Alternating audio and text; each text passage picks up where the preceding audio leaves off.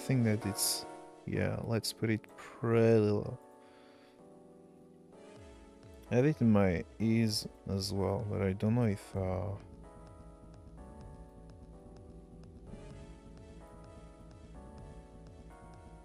Yeah, I'm gonna lower it. Yeah, it seems to be okay. Fine.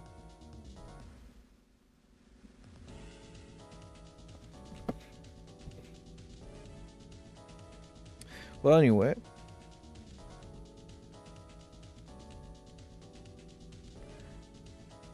Yeah, check. Okay, everybody thinks to work. So, yeah. Thanks, everybody for joining me eventually watching this. So, I made some tier list. I think for now exclusively about Shining Soul 2. I'll probably do some others about other video games or something in the future. As of now, it has only been about Shining Soul 2 because, well, that's my thing. And I made one for multiplayer mod, and I've been asked multiple times. Well, I wanted to do it anyway, but I also been asked to do the same for single player mod. Problem was, where do I draw the line?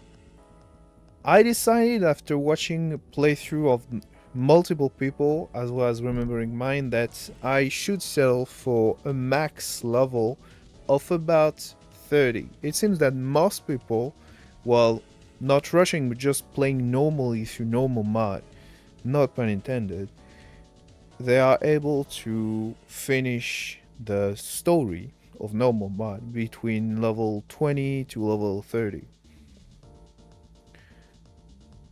So I basically go for builds that's centered around using one source of damage and maybe one other skill that would be major for the build. So we're gonna go in order, not alphabetical, but in class. So first the rogues, then the true warrior, and then the the mages, which have a lot of build actually, because they basically have, contrary to the others, which at level 3 you have pretty much everything that you the skill point you need to equip most weapon you will find in normal mod. For the others, if you're somehow lucky, or if you're not, you can stop at level spell level 6. If you're lucky, you can have a spell level 7 before finishing the story. So yeah, it's not the same. Anyway, this is so fully accessible on Chairmaker. This is a public template, so if anyone wants to take them for yourself or do your own, or if I forgot some build, which is probably the case, feel free to tell me. Anyway, so my idea would be that S tier are so A tier is actually the high ones, the one that are powerful. A is like the solid builds. S is the cheesy build, like really powerful.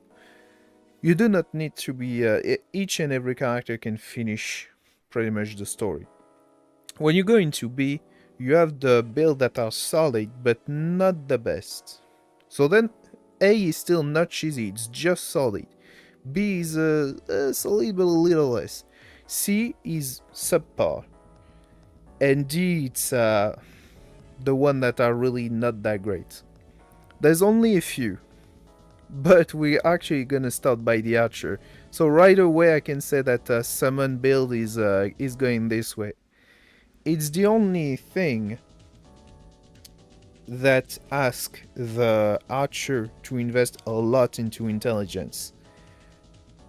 It probably was intended from the dev that you could use your summon as a sort of support to inflict status effect. But at the same time, you still need for that a good amount of intel. And also the fact that you got intel mean that you're gonna go for maybe more charge attacks than normal attacks. So there's a conflict, and that's why. And that's not even talking about how the summons tend to, unless you really pay attention to this, they tend to get stuck in every object in the environment. Now, between bows and spear, so bow is by far the most popular weapon of the archer, and also arguably the best. It's easy to see it this way. I mean, if you're playing the archer, that's to play it with a bow. In terms of range, they would be pretty much the same thing. The normal attack is somewhat similar, but the charge attack, you will have more raw power from the bow than with the spear. But the spear gives you access to AoE, and that's the only way for the archer to get it. So I would think that maybe you could invest into actually both for a normal playthrough, but I know that a lot of people prefer to do only one. So I would say that both are okay. I can put the archer into A tier simply because he's the only character that asks you to be far away from the enemy in this game, whereas even the mages ask you to be close to the enemy to hit more of them with the spells. So he is more difficult to use. And so those are the... Oh, by the way, do you see my... Does it capture my... Nah, okay. Normally, now it should capture my my mouse cursor. So this is for critical hit, because the 3 rogues have access to crits. And at max level, we're talking about an increase of 16. Well, I don't know if it's 14 or if the last skill level has double bonus, but it's around 15. It's around 15% more crits. Since it's applied to it goes far better with a charge attack of the bow than the one from the spear. So, while the bow by itself is I would say, I would think that while you combine it with crit, you basically have just the standing still, wait for enemy to come into range, and then try to kill them before they get to you, which is exactly as is described in the Japanese extended manual anyway. Like, I'm not sure about my translation, but it was literally that, if I didn't make any mistake. Now that doesn't change anything for the spear though. I would say that crit or no crit, the spear is at this. That's the same. Now for the brawler. The brawler is notoriously overpowered with the knife. Oh, you do not see that much. Yeah, I should change that. Oh, it's a little better. That's because my how should I say, my window of navigator is smaller. So this is knife. This one is an easy S tier. The normal attack is totally fine. It's pretty fast. Doesn't have that much raw power because rod, knife, probably bow as well. They are the like light weapon kinda. They have less raw damage than others.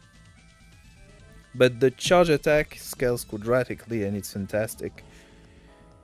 That doesn't mean that the claw is bad at all, but I would place him into A tier actually. It's easier to use the normal attack, especially since it has more recall. And the brawler is notorious as the... I don't know if he's notorious, but is the character with the most recall effect. Well, additional recall actually. Because mages have negative recall, but he has like the judo uniform set and stuff to add recall to his attacks. It works better with clothes.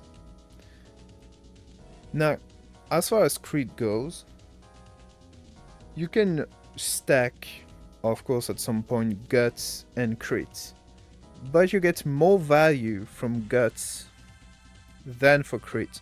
In normal mod, I did say, when you go into more level for advanced mod, it doesn't matter, you can have both anyway. So I would place it into A tier. For a normal mod only playthrough, with a limited amount of skill points, I would say that it is better to invest into guts than crit. Now, as far as clothes go, clothes with crit go fantastic, and I could actually put it into like A plus if that was a thing.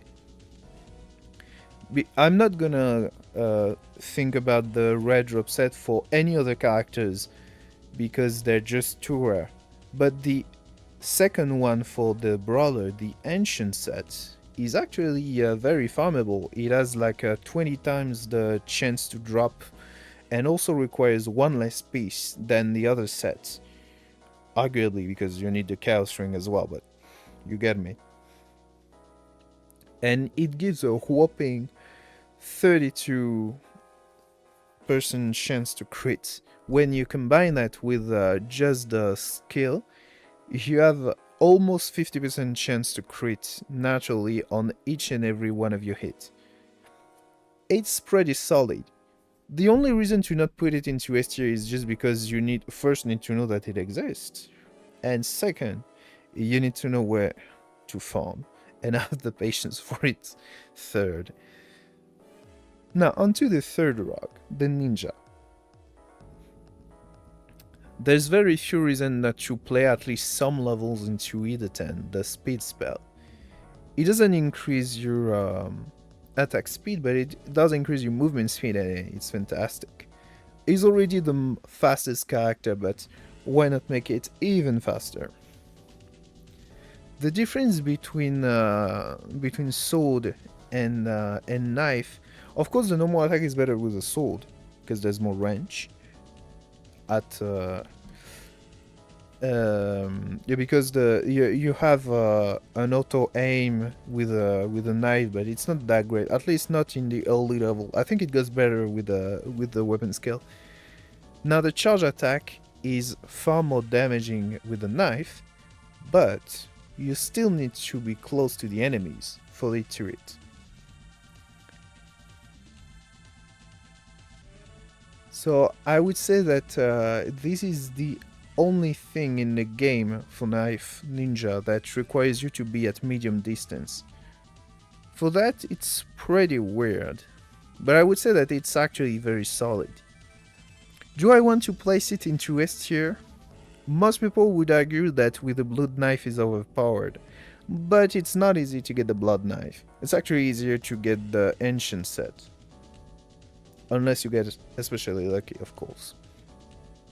Now for the sword one, I would say that this one is actually very solid. Sword is the fastest weapon to begin with. Maybe the bow and the knife are also fast, but it has a lot of a cone effects that helps you stun lock enemies in front of you, a lot of them at the same time. And when you combine that with the enormous mobility of the ninja, you have something that just works really well.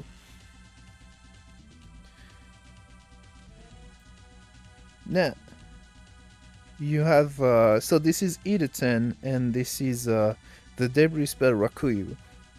I'm gonna put it into B tier. And it's not because it's not powerful. In fact, it's very powerful. But since the ninja doesn't have meditate, contrary to the mages, it's difficult to keep up with the SP consumption. Especially if you want to have both Ida-10 active and then use Rakuyu.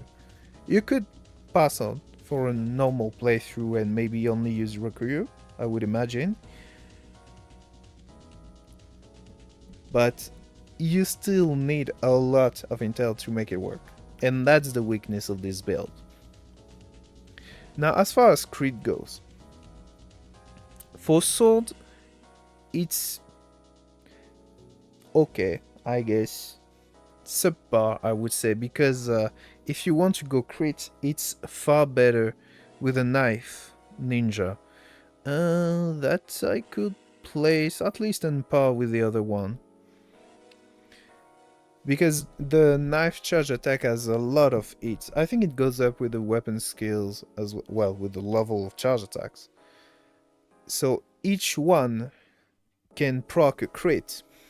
So when you stack some levels of crits, including maybe from the red drop set, but as I'm saying, I'm not considering that seriously, it can be really good. There's the I had to include Kagenui in there. So that's the shadow, well, the last one, the shadow technique, I would say, scroll of the ninja. It can be used, but it has a big problem that makes it not work with sword, is that it pings enemy into place, and they cannot move, but they can still attack. So if you go into melee with them, they're still gonna attack you. So in single player, it would work kinda with knives, but I think it would require a lot of level into Kagenui to basically ping enemy for enough time to make it work. Now the last one, it's kind of yeah, that was the best I could work for now, but that's the animation of the sword ninja charge attack. That's because there is the backlash skill from the ninja. There's actually a trick to make it work in single player. Of course, it was intended for multiplayer, but if you use your sword charge attack and while doing so push and in the direction of the enemy and basically go inside them, you're gonna hit the back of the sprites and then it's gonna trigger backlash. You can actually have a lot of damage from that, but while you are using your charge attack, it means that you are not like a sitting duck like the archer, which is actually stays totally into place. You can move, but not that much. So it kind of goes against the mobility of the ninja. So I guess just because the damage works really well, I could still put it into B tier. I would think that just going fast and use the normal attack without backstab works far better. Now onto the warrior. So they have a lot of tanking capabilities, and that's something you should try to work around if you want to play them. The Dragonaut, which is the total opposite of the ninja, is the slowest character in terms of movement speed. Both of his weapons swings pretty heavily. They have a good AoE and range, that's fine. Flail, of course, has like more range and more push, while the axe is better for it is the slowest character, and the axe is a dash, so you can see how this works pretty well with him. Now, with that said, it's mostly up to your preference than anything. Again, I would just play both, but if I were to say so, I think that axe is easier to use because it swings a little faster, and the dash can help you evade some enemies' attack. Now, does it work on its own? The problem with that the Dragonaut has for 3 of his skill, Break Armor, Magic Res, and Weaken, is that those are debuff and they don't work on bosses, which are your the most difficult enemy around to defeat in general. So, it's complicated. But I would say that Axe is better anyway. Now the Dragonaut is more of a tank than anything, so I would place it into B tier. Now as far as Flail go, I would say that's the same actually. Now when you go into and try to really stack tanking and damage reduction into him, he's unique because he's the only one that's reduce with a skill. Well, there's the priestess, but she has to charge it and refresh it. But that is the only one to increase res passively, I should say. With armor up, shield at some point if you want to invest. But if you watch my guide about generalities and Shining Soul 2 classes, you know that it's better to invest into armor up than shield skill. I would say that now we're talking something that can really you can feel it. Now you will have a hard time defeating enemies, yes, and you know that the best defense is always just killing your enemies fast. So do I really want to put it into A tier? I don't know. I would say that it's probably more difficult to defeat enemies with a Dragonaut than any other characters, just because the bosses are more difficult with them. Now as far as armor up and weaken goes, yeah, you will be invincible against physical enemies, but I would think that with good enough armor you don't need weaken. So I might just place it lower between magic res. At least personally, I prefer to not care that much about the magical attacking enemies, and whatever, I'll have a slightly harsher time against physical attackers, but that's fine. Now stacking the 2 debuff though, no.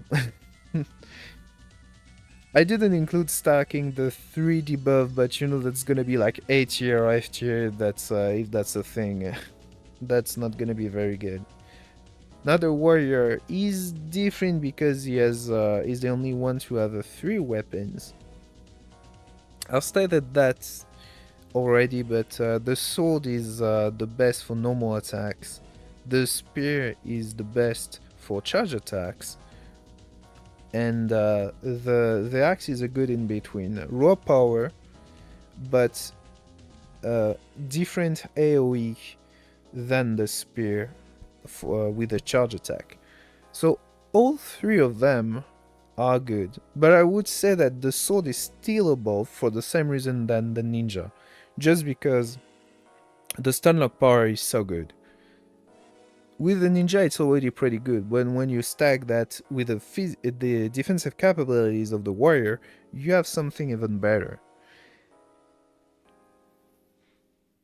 Now do I want to place it into S tier? Honestly, on its own I would say no.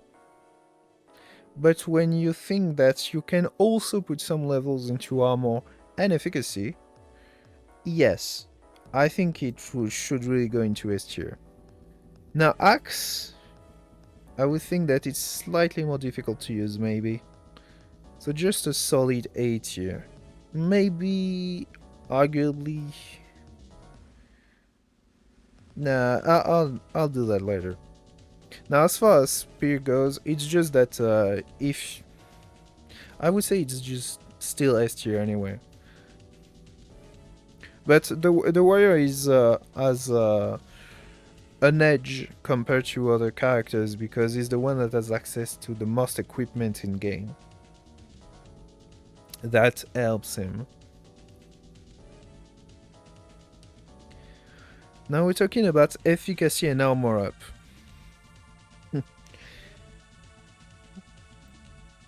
Well, you still need to defeat enemies with some offense, so I cannot really put it into S tier.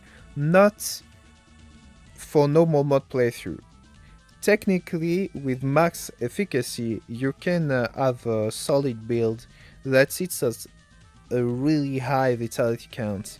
If you have 800 HP, you can pop up a healing water with max efficacy and go with all your HP back. It's very powerful, but for normal mod, you won't get that much. So single player normal mod, I cannot put it that high.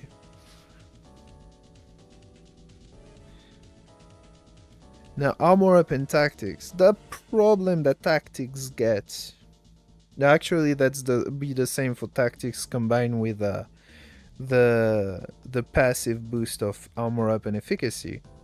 In normal mod, tactics will be okay actually, whereas in single player, when you go into advanced mode, the bonus, because it's fixed per level, it does not scale with higher level of equipment. It doesn't matter anymore. Now for normal mode, it actually could matter. It's nice, but is it powerful enough to justify investing into it past level 1 or 2 compared to the weapon skill? I'm not sure. So I included it, but I think it's subpar. It's even if I said that weapon level 3, even as the warrior that has 3 weapon, even just level 3 is enough to equip anything. If you want more attack, outside of just getting better weapons, you can invest into more weapon skill, that's fine.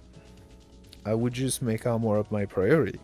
And now, oh boy, half of the mages, the builds are the mages. That's just because they got a lot of combination.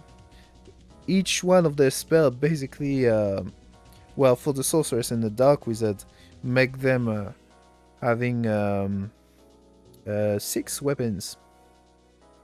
So you know there's a lot of combination from that. Now the 3 of them will have meditate.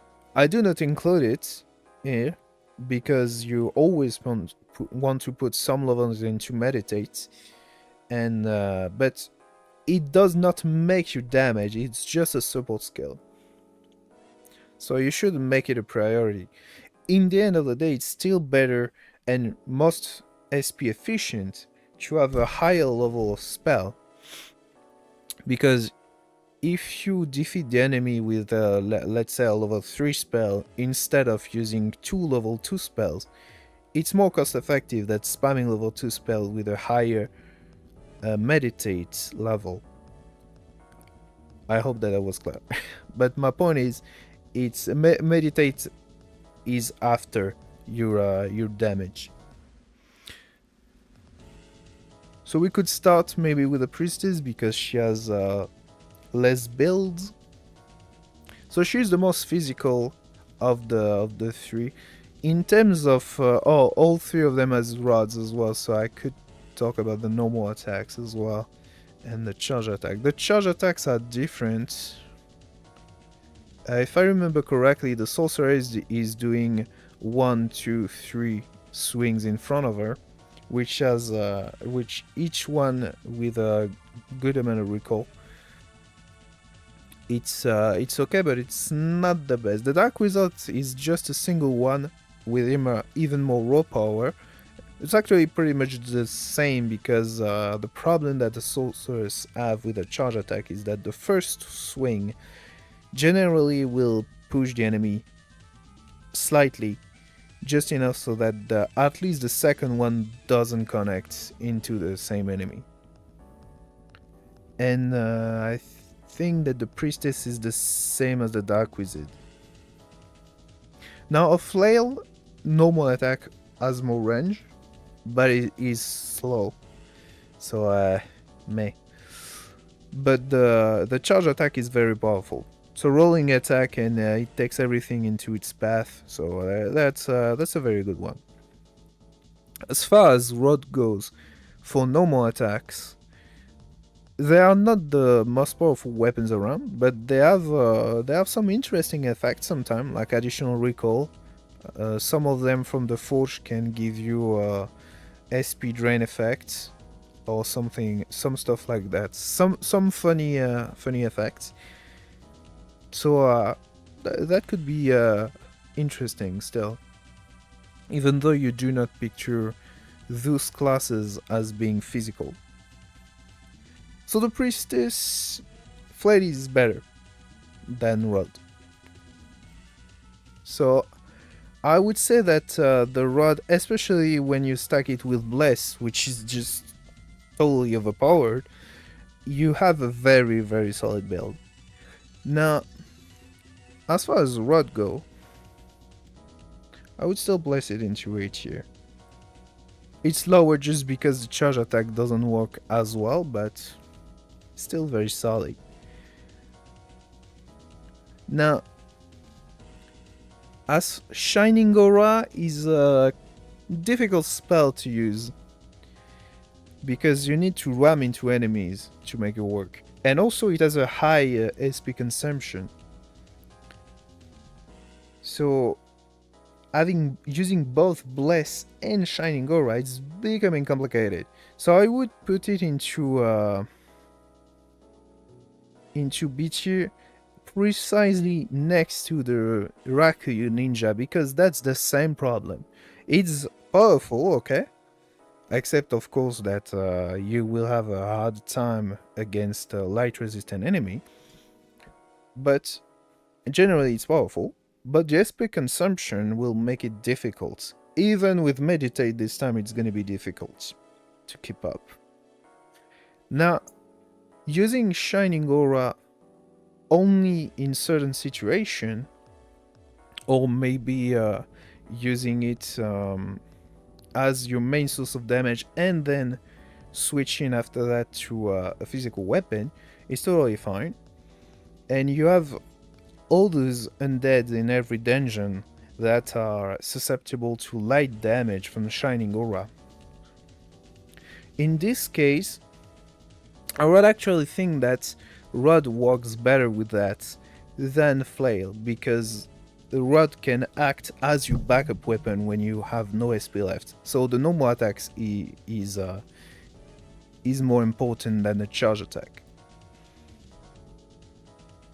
So I guess I can put it. I can put them just pretty much next to each other.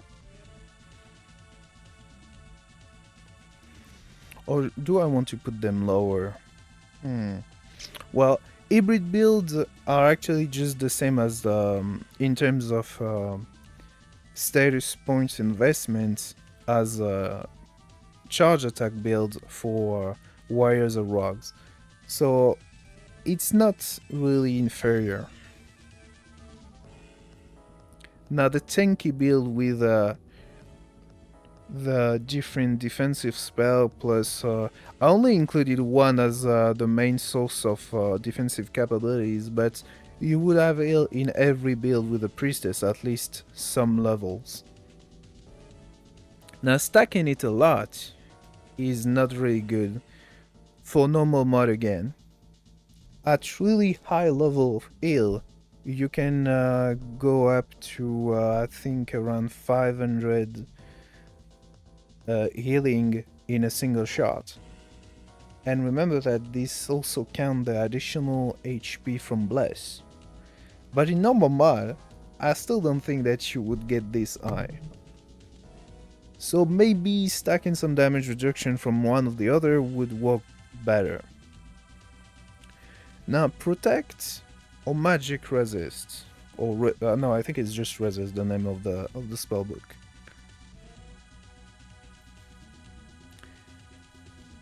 I would say that in normal mod, it's more important to have high physical defense than resistance. Whereas for advanced mod, it's the other way.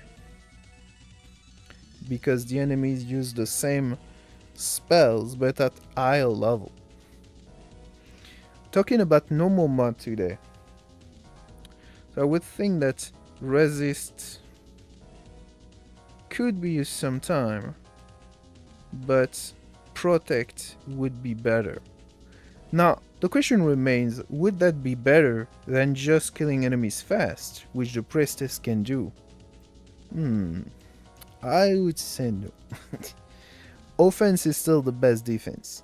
Now, using both of them, yeah, it's just not possible to keep up with that SP consumption. Because remember that you need to cycle through the three of them to refresh them, which also poses another problem, is that you need those three plus your real spell occasionally, but at least those three plus your damage, whether it's Rod or Flail or Shining Aura, so you basically need to have an additional weapon slot.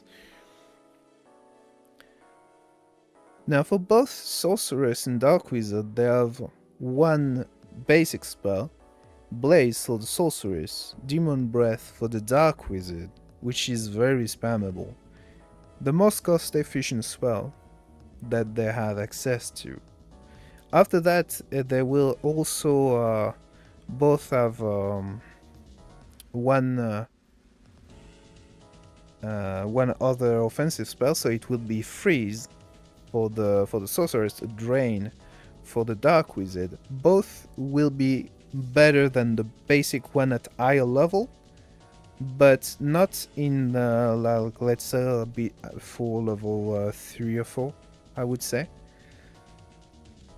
They have one that does physical damage, so Dagger Dance for the Dark Wizard, which is nice because you can combine, you can cast it and then switch to something else, go into combat, and the dagger spins around you, circles around you, and will attack enemies that gets too close.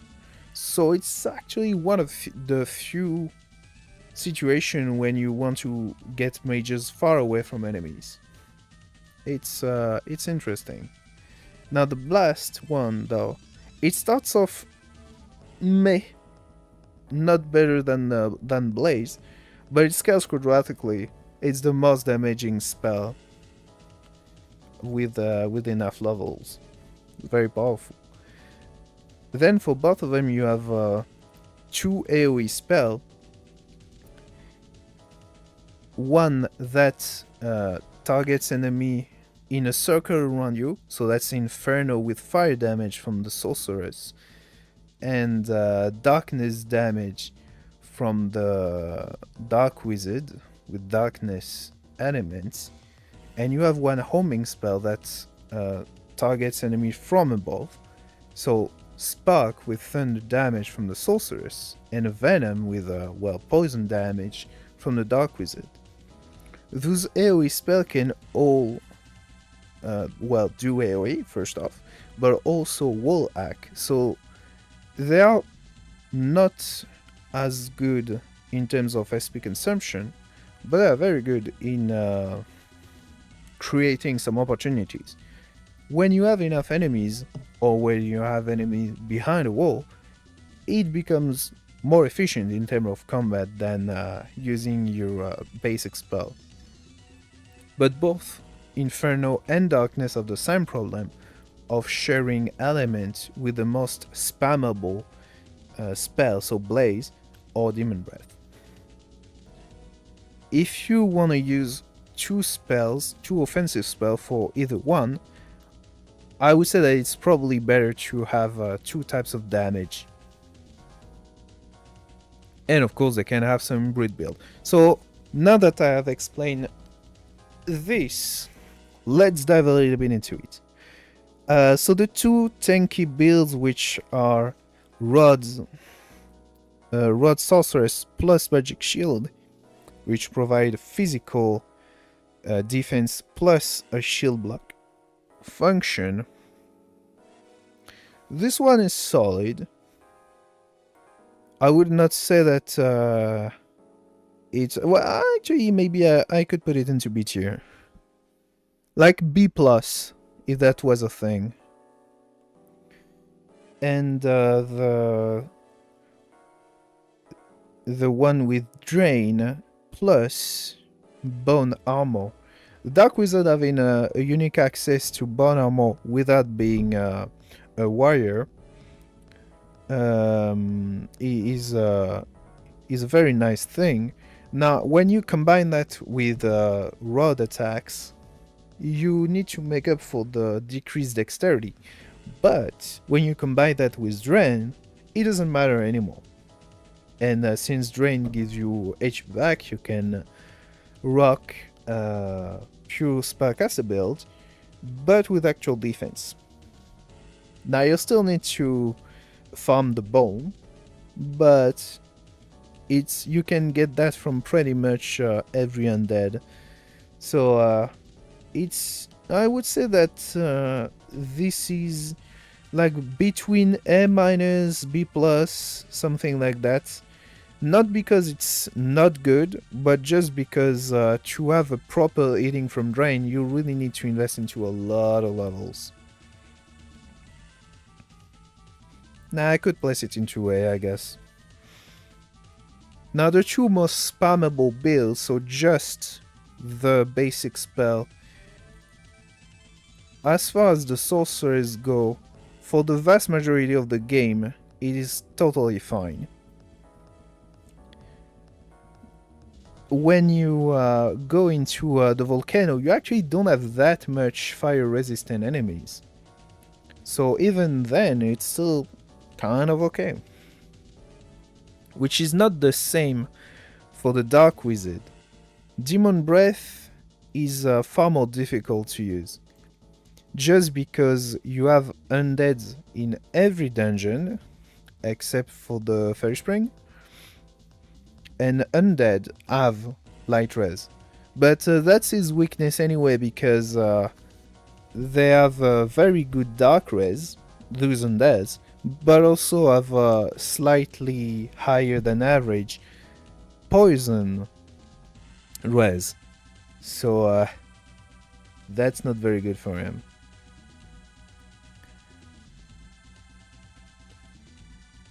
Now going for the pure physical ones. So we're still got the Dark Wizard. There are two very different ones, Rod only and Rod with Morph. At the point of making this video, I've made, not finished, but somehow close to the end, made a Morph Dark Wizard playthrough. And the way that start investment work is very different than with any other physical builds. So Morph is actually subpar. Again, for single player normal mod, it actually can become really good with enough levels. But it really goes against the knowledge that you have with equipment investments with any other characters.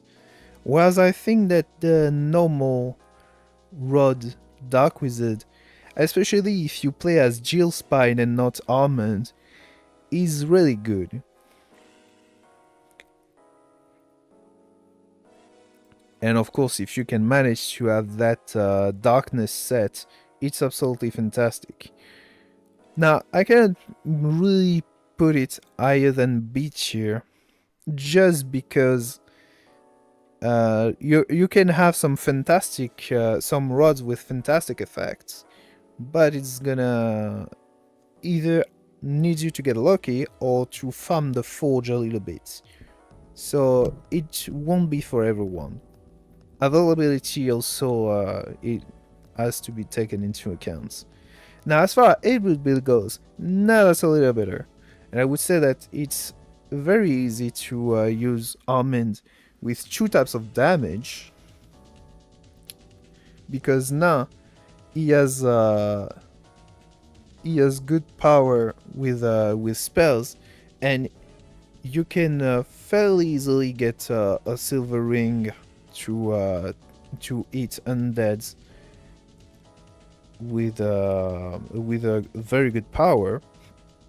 So that's a good combination for him, because he really has this problem against undead.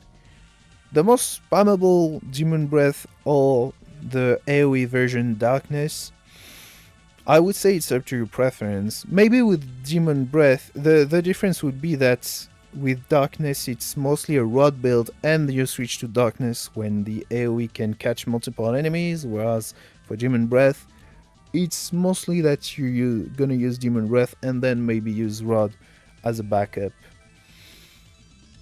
I don't think there's that much difference. I would say that this time actually both could be go into A. They're gonna be far easier to use. Now Venom, it has less raw power than Darkness, which is the other AoE spell from the Dark Wizard. At high level, you get higher and higher chance to poison enemies when the spell hits them. But to what extent doesn't matter for a normal mod playthrough, especially since bosses cannot be poisoned. So I would say that this is lower. Now, Dagger Dance, I would also say that it's lower than the others, just because both are physical. You can just rock a pure Dagger Dance build. In fact, I'm gonna be putting it in A.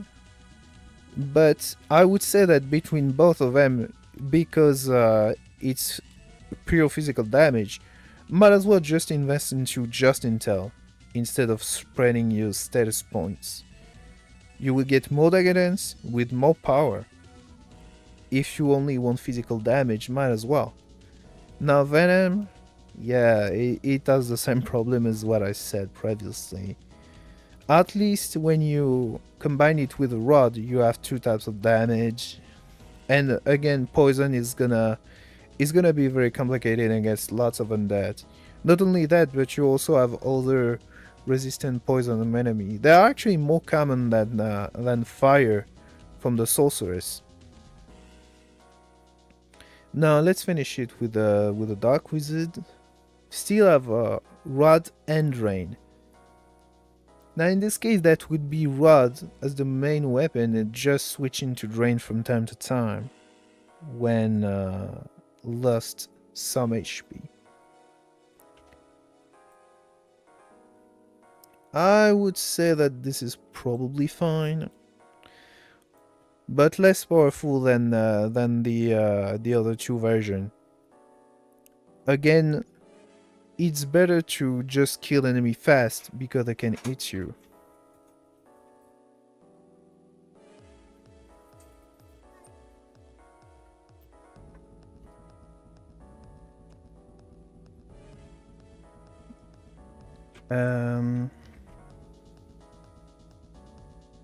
Now, as far as darkness go, well, just having one type of damage, that would be the same problem than Venom.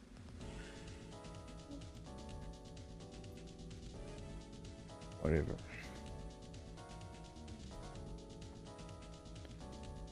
That's what I pretty much explained.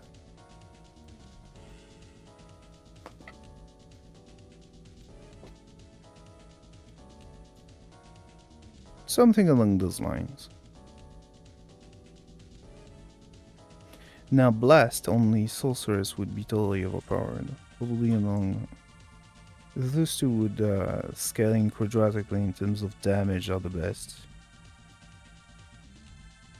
Now while there aren't that many enemies with fire resistance into the volcano, it's actually not the case from ice resistant enemy in the cave. Now that said, with a high enough level, Freeze become arguably more powerful than Blaze because it can hit in a single shot. It can go from enemies to enemies. I would think that maybe starting from level 4, it starts to get arguably better. Again, that's depending on how you play. Now Inferno and Thunder Spark only, you would have a hard time with the SP consumption. I would put them into B tier. Together, one next to each other, if I can manage.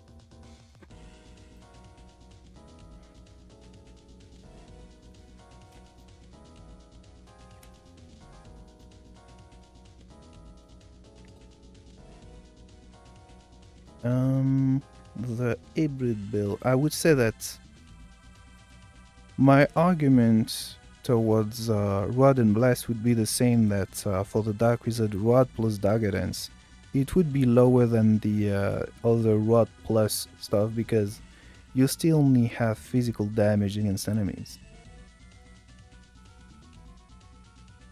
So that would probably be in that order. Actually, maybe Blaze after those AoE version. I'm not too sure if fire or thunder damage would be better overall. I didn't check anything in any dungeon. I don't think that much thunder susceptible enemies. I think that's only machines, so the Colossus is another Madden family. But there's less, well, actually maybe there's less thunder resistant enemies. Okay, so I'm gonna, I think, put all of them into A tier as a group next to each other in that order. I'll rearrange the order a little bit between the tiers after that. And then Blast lower than the others. Now, as far as double spells goes, don't come too close to the mic here. I think the most spammable Blaze plus one other.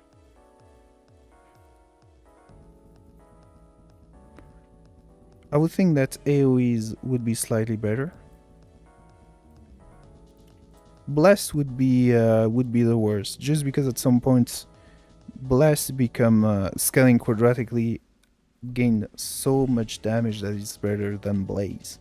So might as well just start off using Blasts very early. Now Blast plus Freeze, that's kind of the same actually. You might as well start off with... I would think that's...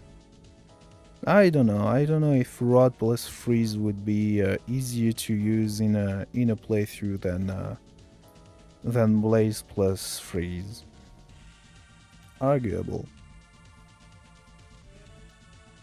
I just noticed that there are two of those. That's a mistake on me. I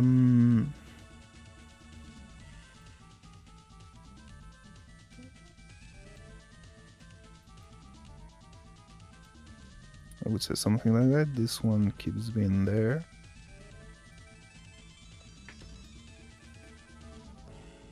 Now Blast plus AoE. The thing is, Blast, with enough level you have AoE from that. So while I included it, I would think that it's always better to just invest a lot into Blast. Now when you're starting to the 2 AoE, I think that there's no point into that. And Freeze plus 1 AoE, so like I said, I think that Thunder would be... actually, no, because I think that most ice resistant enemy would be susceptible to fire, which is not the other way around. So maybe it's better to have Inferno rather than Spark.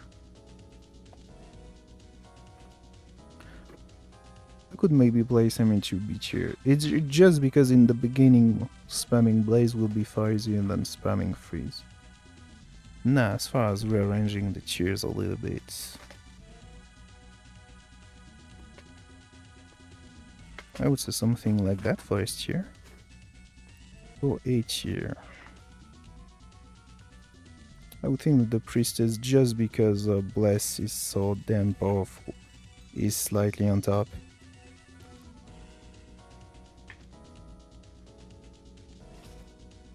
It's actually more of the order of the easier it is to managing to make the build work, I would say. Probably Drain would be the worst then. And Mm. Actually, don't you need a lot of level to make crit works? Not just because of the skill, but also from your equipment. Yeah, I think I'm gonna put the crit at the bottom of the chair.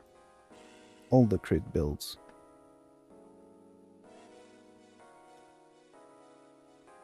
Well, and after that, it's pretty damn subpar. And this one is a mistake.